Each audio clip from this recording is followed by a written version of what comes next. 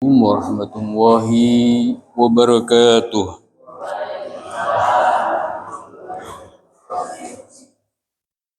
Innal hamdalillah nahmaduhu wa nasta'inuhu wa nastaghfiruh wa na'udzu billahi min shururi anfusina wa min sayyiati a'malina. May yahdihillahu fala mudilla lahu wa may yudlil fala hadiyalah.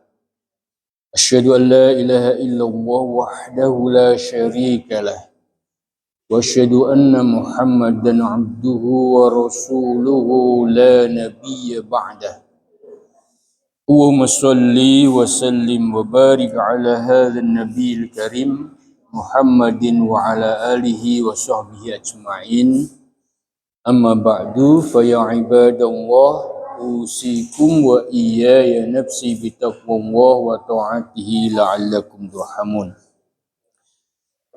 Bapak-bapak dan ibu sekalian yang saya hormati, yang saya muliakan, alhamdulillah pada malam hari ini kita masih diberikan limpahan karunia dari Allah Subhanahu wa taala berupa berbagai macam nikmat nikmat iman, nikmat Islam, nikmat sehat, nikmat kesempatan, sehingga kita masih bisa hadir dalam majelis yang insya Allah dimuliakan oleh Allah. Mudah-mudahan seluruh upaya kita di dalam menghadiri majelis ini dicatat oleh Allah sebagai amal yang soleh. Amin. Semoga Allah juga senantiasa memberikan kesehatan kepada kita sehat jasad kita, sehat akal kita, sehat hati kita, dan sehat dompet-dompet kita Nah, teman-teman sekalian, kita ingin melanjutkan kajian kita pada pekan yang lalu, yaitu terkait dengan ghurur ghurur atau tertipu dengan kehidupan dunia. Jadi mohon maaf saudara sekalian, seringkali kita ini tanpa kita sadari kita ini terperdaya oleh kehidupan dunia. Sementara kita sudah mengetahui bahwa kehidupan dunia itu adalah permainan. Kehidupan dunia itu adalah senda gurau. Wa ma hadhil hayatud dunya illa la'ibun wa lahwun. Atau wa ma hadhil hayatud dunya illa lahwun wa la'ibun. Wa mal hayatud dunya illa la'ibun wa lahwun.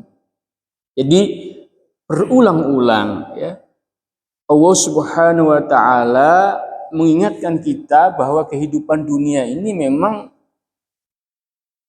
permainan, game atau lahun, sendaguro atau hiburan, entertainment. Nah, seringkali permainan dan hiburan itu melalaikan kita terhadap persoalan-persoalan yang lebih penting, sehingga kita tertipu.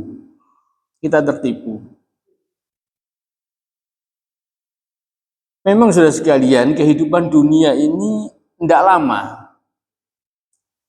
Ada yang 20 tahun sudah dipanggil oleh Allah, ada yang 30 tahun, ada yang 50, 60, 70, paling banter 110 lah ada yang 110, ada Pak Sentot 110, ada yang 100 Tapi meskipun diberikan oleh Allah usia sampai 100, 110 itu sebenarnya tidak panjang. Tetapi kehidupan yang sementara itu sangat menentukan kehidupan kita yang kekal di akhirat. Nah, ini yang harus kita garis bawahi, bahwa kehidupan yang sementara ini sangat menentukan kehidupan kita yang kekal kelak di akhirat. Kalau kita kemudian mendewa-dewakan kehidupan yang sementara itu, kemudian kita melalaikan kehidupan yang kekal, maka sebenarnya kita juga sudah tertipu. Kita sudah tertipu.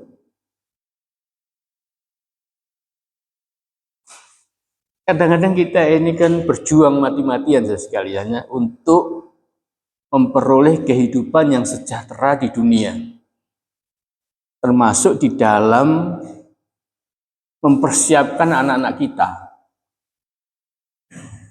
sekolah, ya, TK, SD, SMP, SMA, perguruan tinggi, nanti supaya ya anak-anak kita ini mendapat pekerjaan yang layak, bisa hidup dengan ya layak, ya, dengan bahagia atau dengan berkecukupan, ya. Nah, tapi kadang-kadang kita lupa mempersiapkan bekal dia untuk memperoleh kehidupan yang baik di akhirat.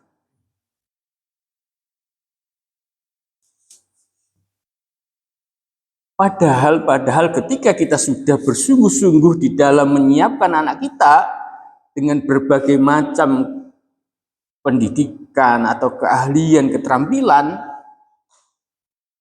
ya biqadarillah, dengan takdir Allah, kadang-kadang juga belum tentu dia sukses dalam kacamata kehidupan dunia. Kadang-kadang kita sudah lupa. Berapa banyak orang yang bersungguh-sungguh menyiapkan masa depannya yang baik di dunia, tapi dia lalai untuk mempersiapkan masa depannya kelak di akhirat. Padahal kehidupan akhirat itu jauh lebih baik dan lebih kekal dibandingkan dengan kehidupan dunia. Nah, ini bisa jadi kita tertipu. Kita terperdaya. Apakah kita tidak boleh mempersiapkan masa depan kita di dunia? Harus. Tapi kita juga harus mempersiapkan kehidupan yang baik di akhirat. Makanya kenapa kita perlu membekali anak-anak kita, di samping ya mungkin disekolahkan di SD, tidak apa-apa, tapi dia harus aktif di TPQ ngaji, diajari oleh guru-guru TPQ tentang akidah, tentang ibadah. Ini penting. Jangan sampai kemudian nanti dia sukses ya, di dalam kehidupannya di dunia, tapi dia gagal untuk meraih kesuksesan di dalam kehidupannya di akhirat. Ini bisa kita terperdaya, tertipu. Termasuk gini saja sekalian, kesungguhan kita, ijtihaduka fima dzumina minka, ya. Kesungguhan kita di dalam mengejar apa-apa yang sudah dijamin oleh Allah. Rizki, ini sudah dijamin oleh Allah. Wa ma min dzabatin illa 'ala Allah rizquha. Sampai binatang-binatang melata itu sudah dijamin oleh Allah rizkinya. Tapi memang kita memiliki kewajiban untuk menjemput itu, untuk mencari itu dengan berusaha dengan sungguh-sungguh, bekerja. Tetapi kalau kesungguhan kita di dalam mengejar sesuatu yang dijamin oleh Allah, kemudian kita melalaikan apa yang diminta oleh Allah, Ini juga bentuk ketertipuan.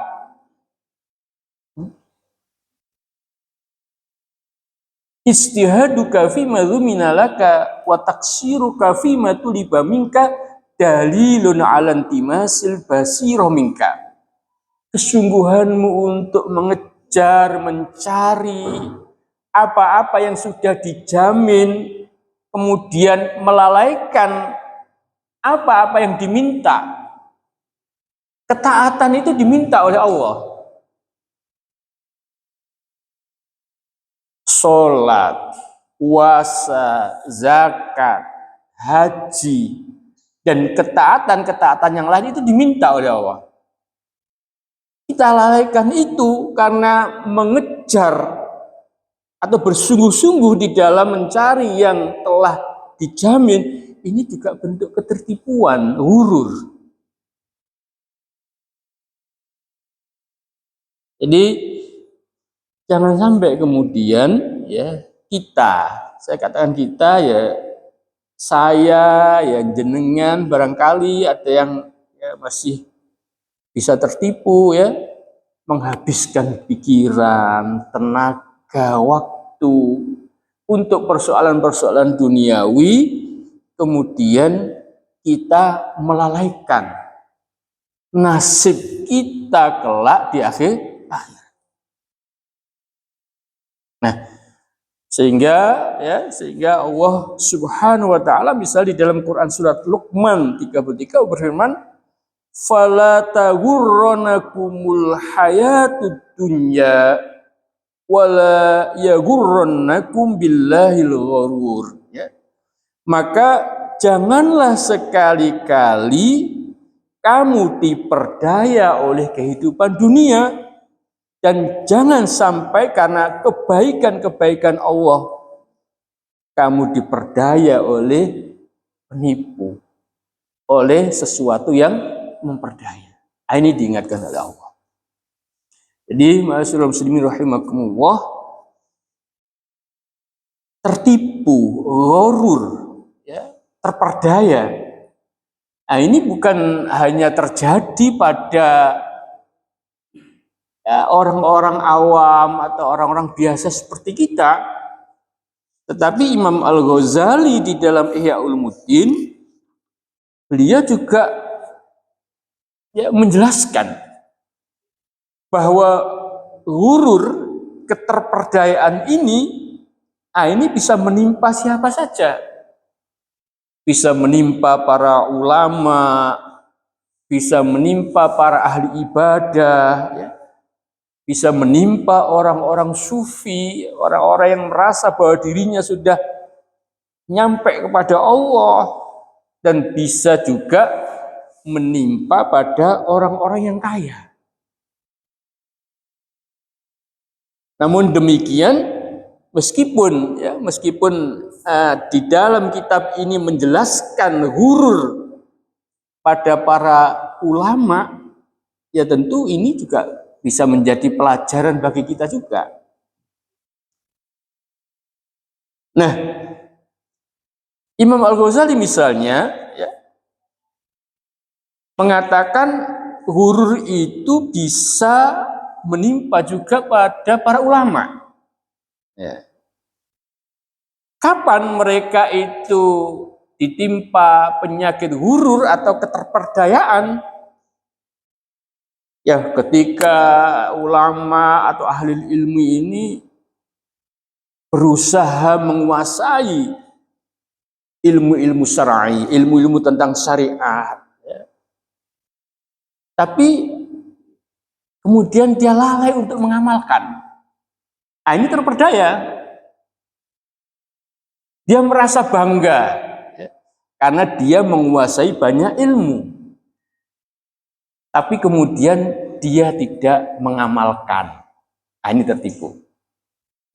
Atau bisa juga kita ini banyak ngaji, ya, banyak taklim, membaca, banyak tahu ilmu, tapi kita menunda-nunda untuk mengamalkan. Nah, ini juga tertipu. Karena sesungguhnya yang kita butuhkan itu adalah ilman nafi'ah, ilmu yang bermanfaat.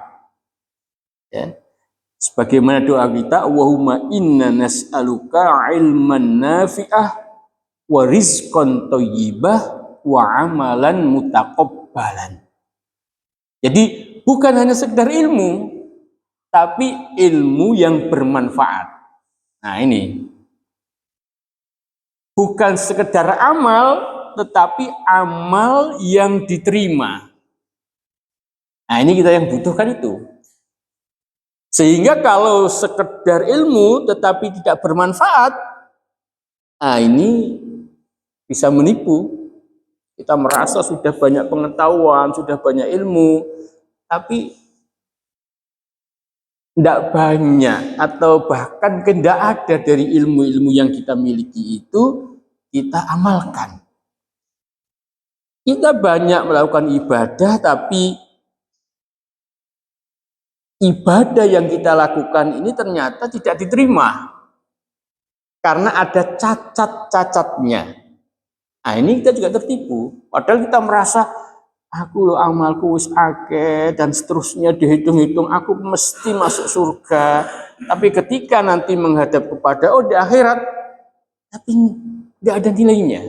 Nah, ini tertipu.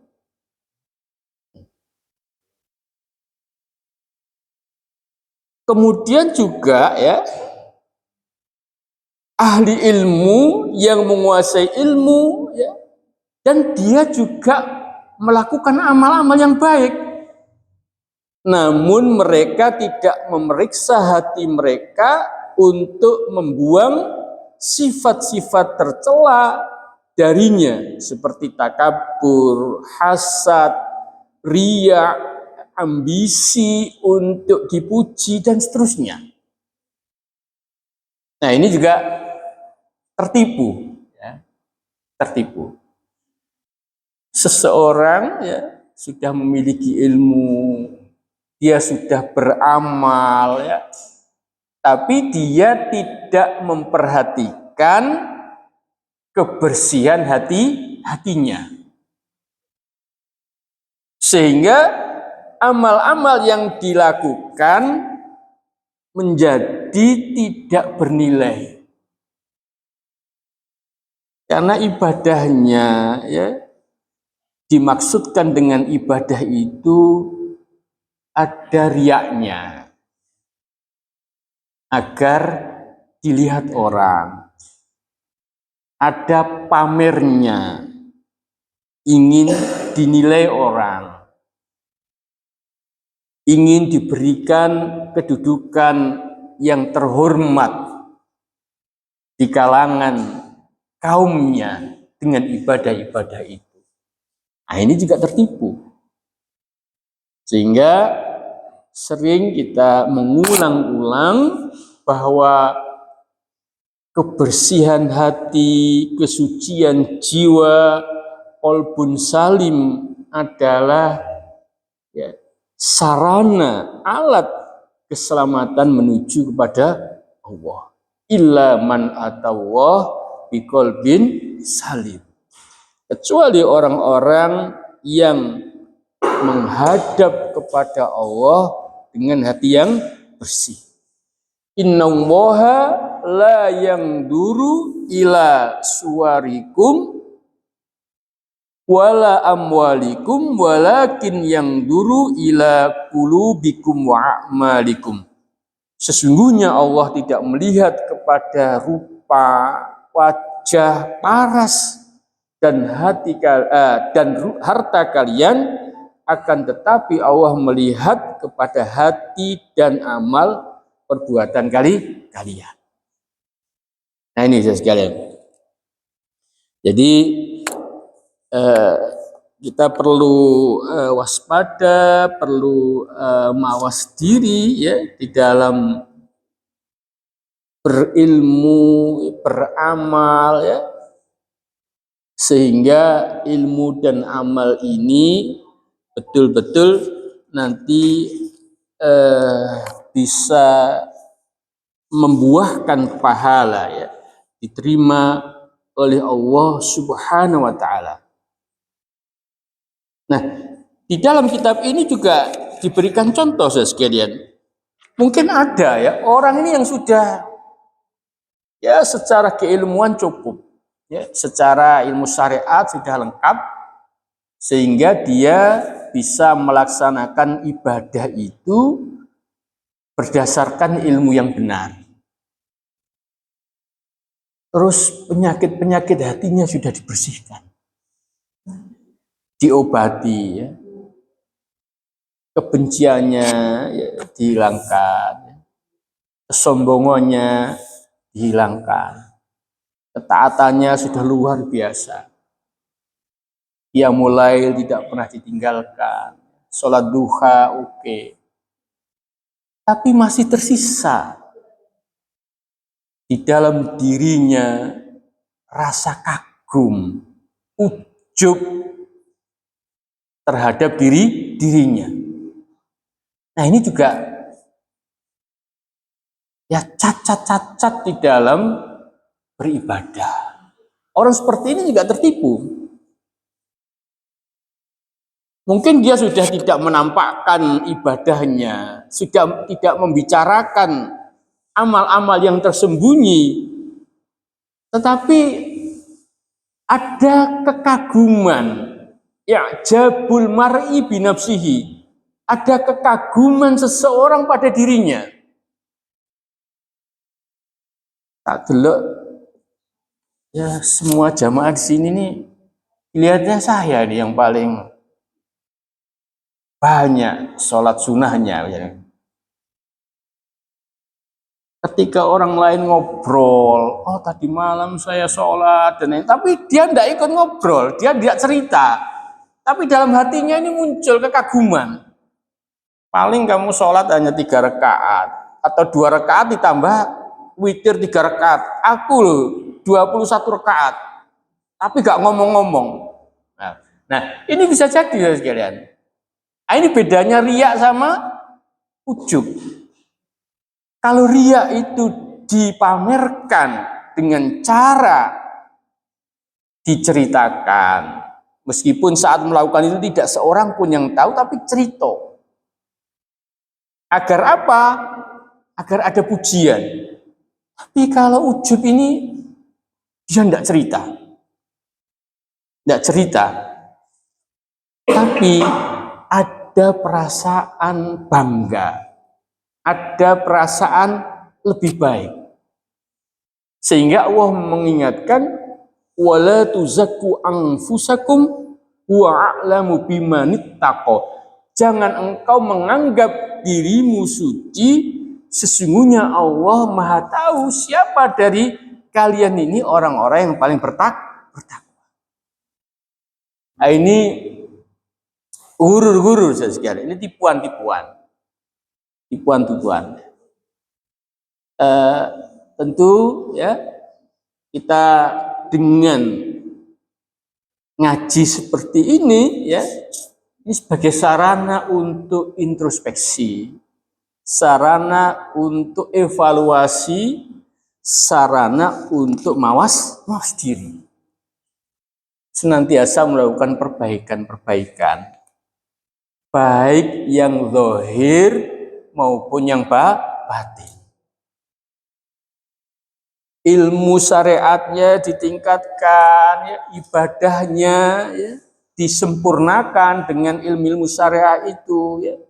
Kehusukannya juga, ya. Tapi juga batinnya juga diperbaiki. Jiwanya juga disucikan. Karena dosa-dosa batin itu jauh lebih berbahaya daripada dosa-dosa zahir. Dan amal-amal batin itu juga jauh lebih bermanfaat atau lebih baik ya daripada amal-amal zahir.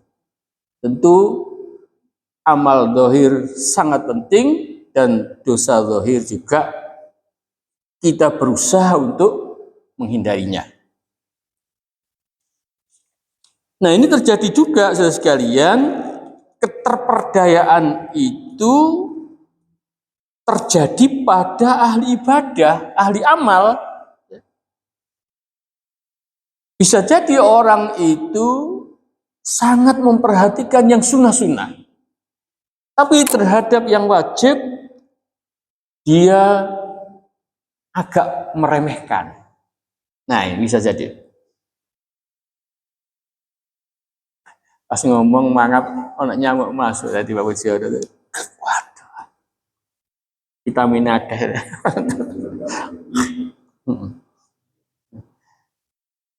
Bisa jadi kan. Misalnya gini, kita ini misalnya ya baik ya. Dia mulai sampai berjam-jam, tapi kemudian subuhnya terlambat, tidak bisa ikut jamaah. Nah ini juga tidak baik. Sunnah ya, penting, ya, wajib lebih penting. Nah, misalnya begitu. Mungkin ada juga orang yang sangat gemar dengan yang sunnah-sunnah, ya kegiatan apapun yang sunnah-sunnah diikuti, tapi giliran yang wajib, mungkin dia agak, ya maksudnya agak lalai. Atau bahkan mungkin karena yang sunnah kemudian dia mengabaikan yang wajib, bisa jadi.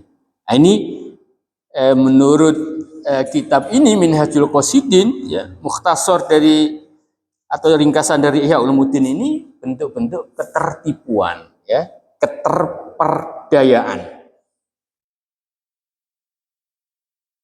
Membaca Al-Quran, ini baik ya sekalian, baik, berpahala. Membaca per huruf, satu huruf itu nilainya 10. Tapi kalau kita hanya mementingkan membaca, ya, fokus membaca, mungkin khatam berkali-kali, tapi kita kemudian ya tidak berusaha untuk memahaminya, ya. Nah, ini juga kurang baik. Bisa jadi kita masuk kategori di sini hurur, tertipu, kata Imam Ghazali. Lalai dari makna Al-Quran dan tidak mengambil pelajaran darinya. Nah, apakah membaca Al-Quran tidak baik? Baik sekali. Ya. Baik sekali, karena membaca satu huruf itu pahalanya 10. Ketika kita membaca alif lam mim itu bukan satu huruf tapi 3 huruf. Alif lam mim, jelas. Dapat piro? 30 pahalanya. Tapi ya kita juga harus berusaha memahami maknanya, ya, mempelajari tafsirnya, supaya kita bisa mengambil pelajaran. Kita juga tidak boleh orang membaca Al-Quran kita salahkan, juga tidak boleh. Tapi akan lebih sempurna ketika jadi contoh-contoh sekalian hurur di dalam kehidupan. Nah ini misalnya, ya, gurur atau terperdaya bagi orang-orang yang kaya. Ya, ini kitab ya yang memberikan contoh, bukan saya. Nanti saya keliru kalau saya memberikan contoh. Soalnya sama Pak Muji ini direkam ya. Makanya saya membaca kitab. Supaya kalau ada yang komplain tuh, saya membaca. Nah, ini gurur pada orang-orang yang kaya. Ada orang yang bersungguh-sungguh katanya membangun masjid-masjid, madrasah-madrasah, ya, jembatan-jembatan, dan apa yang terlihat oleh manusia. Lalu mereka menuliskan namanya di sana agar dia dikenang. Jejaknya setelah dia mati tertinggal, ada jejaknya maksudnya. Lalu seandainya salah seorang dari mereka diminta berinfak 1 dinar tanpa menulis namanya di sana, niscaya hal itu memberatkannya. Nah ini guru juga. Jadi Ini diberikan satu contoh ya, orang yang senang ketika beramal ya, membangun masjid, madrasah, tapi diabadikan, itulah. Ditulis namanya supaya dapat dikenang. Tapi kalau disuruh infak yang tanpa ditulis itu, ya, tanpa ada ya tadi diprasastikan dari, ini berat. Ini juga tertipu. Artinya di sini yang dipertanyakan adalah keikhlasannya. Ya ini introspeksi bagi kita semua sekalian, bahwa seharusnya di dalam beramal itu kan dilihat maupun tidak itu kan sama ya. Di dalam keramaian atau di dalam kesendirian orang ikhlas itu kan sama. Nah memang secara umum itu kadang-kadang fitrah ya. Orang kalau disuruh beramal ya, terus kemudian dicatat atau dilihat, itu kelihatannya dia lebih senang. Dan mungkin dia infaknya lebih banyak. Tapi kalau infak sendirian tidak tahu, nah ini ujiannya di situ. Kalau dicatat dilihat 1.000, kalau misalnya tidak dilihat, nah kira-kira dia juga 1.000 atau 10.000. Nah ini kan ujian. Gampangannya lah misalnya kita di tempat ini ya, anak sumbangan kan ditulis, terus dengan diedarkan amplop. Nah ini bisa beda. Nah ini ujian keikhlasan kita.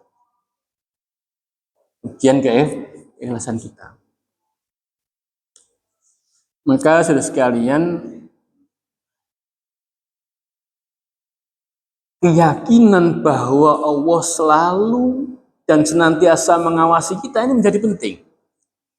Allah ini kan maha tahu ya, apa yang nampak pada diri kita, apa yang terbesit dalam pikiran kita, apa yang tersirat di hati kita, ya.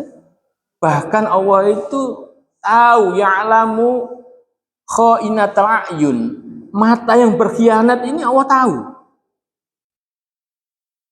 Di dalam kesendirian maupun dalam keramaian ini Allah yang maha tahu. Nah keyakinan ini penting. Maka ada seorang ibu-ibu ya, ketika anaknya meninggal dalam sebuah kecelakaan, itu yang dipastikan apa? Dia ngecek apa yang didengarkan dan dilihat oleh anak saya ketika sebelum meninggal. Jadi kalau misalnya HP itu apa yang dilihat? Kalau misalnya chip recorder dalam kendaraan itu kira-kira apa yang di-setel? Ini dipastikan.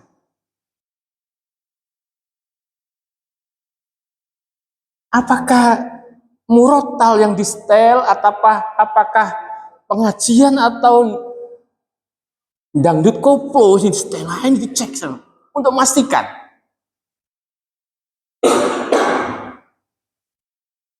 Karena ketika dia nyetir kan sendirian saja. Mohon maaf ya, kita ini kan kalau bareng-bareng gini, misalnya buka HP, mau lihat hal yang porno, kita kan malu. Gimana ini? Ketua ranting Muhammadiyah masuk ndelok ngene rek, ya sungkan. Nah. Tapi kalau sendirian, tidak jamin sekalian. Nah. Pas Ustaz gak jamin kalau dia sendirian, dia tidak delok yang porno. Nah, ini ya apa ya, keyakinan bahwa wong ini perlu dilatih gitu. Mawas diri itu nanti tertipu ya. Saya pernah membaca ya bahwa alam benar atau salah ya. Ini ada orang ya yang terkenal alim ya, mungkin dalam tanda ustadz ya. Tapi ketika meninggal ternyata anaknya menemukan, waktu dulu mungkin ya, menemukan kaset-kaset video porno di lemarinya misalnya. Inilah yang mengharuskan kita kemudian harus berhati-hati ya, dan meningkatkan keimanan dengan keyakinan kita bahwa Allah ini selalu mengawasi. Kenapa kita bisa menghindari untuk melihat hal yang tidak baik ketika dalam kerumunan, tapi kita tidak bisa ketika dalam kesendirian? Nah ini kan mawas diri ya, muraqabah, merasa bahwa kita ini senantiasa diawasi oleh Allah. Ini tidak gampang saja.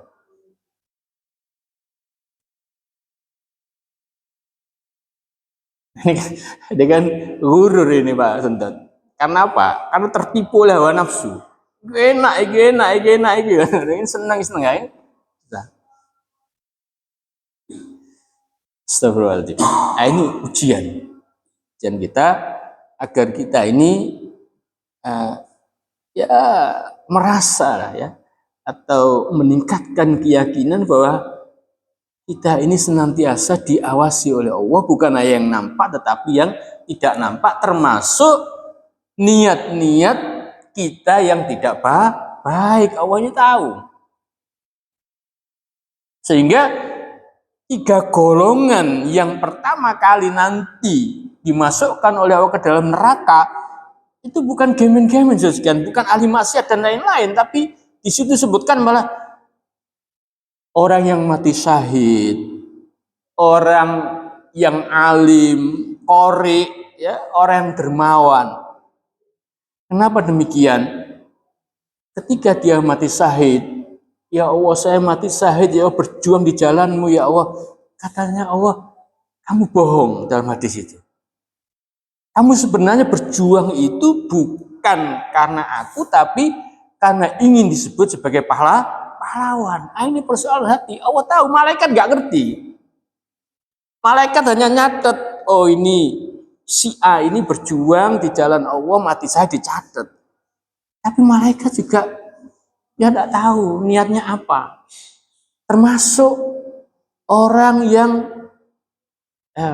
ahli ilmu, ahli ceramah, ya, ahli qori, ya. Ketika ditanya, oh iya ya Allah, saya dulu itu ceramah, saya belajar Al-Quran untukmu ya Allah. Kamu bohong. Kamu ingin disebut sebagai qori dan kamu sudah mendapat sebutan itu di dunia. Orang yang dermawan juga begitu. Kamu ingin disebut sebagai dermawan dan kamu sudah mendapatkan itu. Nah, itu ya sekalian. Jadi memang ini bukan menakut-nakuti ya, kemudian kita ini waduh ternyata mlebu swarga itu angel, enggak. Tapi kita memang harus berhati-hati. Harus berhati-hati. Sebab itu para syuhada di Gaza sekalian ya, di Palestina, itu ada yang berpesan begini ya kan. Sebenarnya yang kami takutkan itu bukan karena harta, tahta, dan wanita. Kalau itu yang kami takutkan untuk mati, berarti kami ini masih anak-anak. Tapi yang kami khawatirkan itu adalah apakah perjuangan kami itu ikhlas karena Allah. Kalau ya mungkin saya salah ya dulu, wajah-wajah jenengan ini kan mungkin mati kan karena macam-macam ya. Terus terang saya juga mungkin juga karena wedi ya, wedi dunia, wedi maksud saya meninggal dalam rangka berjuang di jalan Allah itu loh, kan banyak tuh. Aduh, kok piye aku mati, dunia ku piye, bojoku piye, anakku ya. Mungkin masih banyak seperti itu. Tapi mereka sudah melampaui itu, tapi yang ditakutkan yang lebih berbahaya lagi, jangan-jangan saya berjuang itu bukan karena Allah, supaya disebut sebagai mujahid, sebagai syahid. Nah ini kan sudah melampaui. Mungkin kalau kita mungkin juga masih berjuang bagaimana supaya kita ini berani dulu. Janganlah kita, ada salah satu yang kemudian menjadi Izzuddin Al-Qassam ya. pahlawan syahid di Palestina juga. Dulu itu juga begitu ya sekalian. Dia mengatakan saya ini sudah mengajarkan akidah ini 20 tahun. Mengajarkan orang. Ya. Tapi ketika saya maju peperangan, kemudian mendengarkan dentuman bom, rudal, pistol, itu saya kemudian lari ke belakang. Ini Izzuddin Al-Qassam dalam sebuah tulisannya. Kemudian dia ini introspeksi. Loh, kenapa saya itu mengajarkan akidah bertahun-tahun, tapi kok saya kok wedi mati. Padahal ini berjuang di jalan Allah. Kemudian dia mulai memperbaiki dirinya. Dia mulai mohon asabat ya, ketetapan iman di dalam hatinya. Sampai kemudian dia itu betul-betul berani berjuang ke medan perang. Kemudian dia mengatakan bahwa keyakinan dan keberanian untuk mati syahid itu bukan persoalan ilmu, bukan persoalan ibadah, tapi persoalan kemantapan dan keyakinan akidah kita akan keutamaan mati syahid. Wallahu a'lam bishawab. Sekalian, mudah-mudahan ya dengan sedikit bahasan tentang budaya kehidupan ini ya, kita bisa memperbaiki diri kita terus-menerus baik yang lahir maupun batin. Saya mohon maaf, wabillahi hidayah wa taufik. Assalamualaikum warahmatullahi wabarakatuh.